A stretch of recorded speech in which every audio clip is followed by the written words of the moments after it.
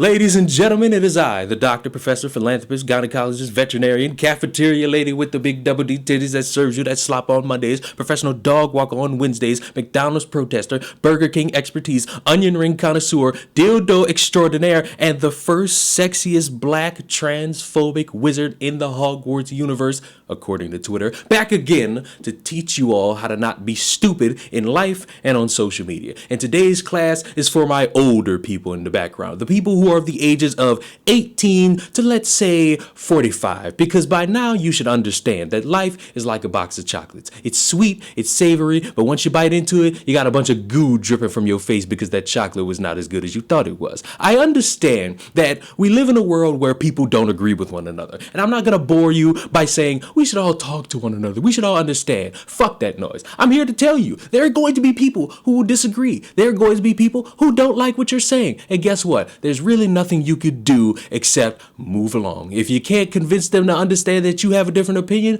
move along. Don't try to argue, don't try to fight. It's pointless to get in constant battles online to try to get people to agree with you. They either are or they aren't. Such is love, such is life. Shrek is love, Shrek is life. But guess what? There are some people who want to go above and beyond when they disagree with you. They'll insult you, try to make you feel bad. And I want you all to remember something. Sticks and stones may break my bones, but words may never hurt me. AKA, people could say whatever they want. It will not and will never compare to somebody throwing a rock at the side of your head. You have some people who like to say woke, like to say transphobic, like to say racist, like to say SJW, like to say right-winger, like to say left-winger, like to say Trump supporter. All these are insults to people based on what they're saying and who disagrees with them. But today we're going to focus on one terminology, NPC, non-playable character, because you have a grown adult, somebody who is 5 years older than me. I'm 23 years old. Shocker, because I sound like all your dads.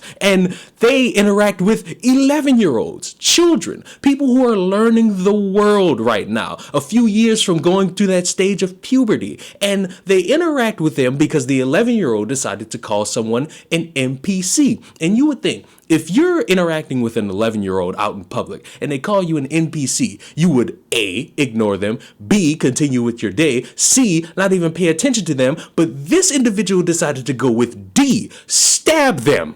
All new tonight, a video game insult leads to an horrific act of violence against children. Two boys chased into a Dollar Tree in Mill Creek by a grown man. One of them stabbed as the other watched helplessly just a few feet away. Tonight, we're hearing from them for the first time. The boys and their mother spoke to Fox 13's Nia Wong. She joins us live from the newsroom tonight. So, Nia, how are they doing? These young boys are alive, but understandably very shaken. One of them is recovering from stab wounds that nearly took his life. Both victims are trying to heal from the trauma of what they survived together. Shanae Roughton describes watching her 11-year-old son cling to life from the ICU as a wake-up call. He had oxygen, hands all bloody. They had just given him a unit of blood because he lost blood. He was then considered trauma 1 because each stab wound got one in his lung and one in his liver. After 3 days in the hospital and a 30-hour watch, Roughton was able to take her son home. As the single mother juggles her job, her family, and treating her son's stab wounds multiple times a day, she says she is still sad and upset. What the heck gives you the audacity to chase my kid and harm him and almost kill him? Nearly 2 weeks ago, her son and his 13-year-old friend Johnny were hanging out about half a mile away from home when they encountered a man in the Thomas Lake shopping area. He was at the crosswalk and we're on the hill of the dollar store. And then we yelled NPC, and then he jaywalked across the street and then started chasing us to the dollar store. NPC stands for non-playable character. It's a game character that isn't controlled by the player, and is a term that's sometimes used as an insult. Fedorov says he didn't think the man was going to react. I was like, oh, he's not going to do anything. He's just trying to scare us. We're going to be fine if we just ran into the dollar store. That's what I thought. When he got stabbed, when I saw him pull out the knife, I realized it wasn't a joke. Fedorov says he was just feet away when the man stabbed his 11-year-old friend. It's still difficult for him to share more on that day. Though not physically hurt, His mother, concerned for how this will affect him down the road. I talked to him and, how are you feeling? He's like, I'm fine. I don't know if it's too early, I don't know if he's going to have aftershock, but yeah, I keep watching him very closely. Both Julia and Shanae tell us they moved their families to Mill Creek because they thought this town was safe. After this incident, I'm like, what do I do now? Where do I move my kids after what happened? It's not safe here anymore. Both mothers say they're keeping an even closer eye on their kids and keeping close watch on their surroundings. We got druggies, homelessness, like it's migrating this way. So I don't feel like we're safe anywhere at this point. Shanae says her son will see a surgeon in another week. She set up a GoFundMe page to help him as he recovers.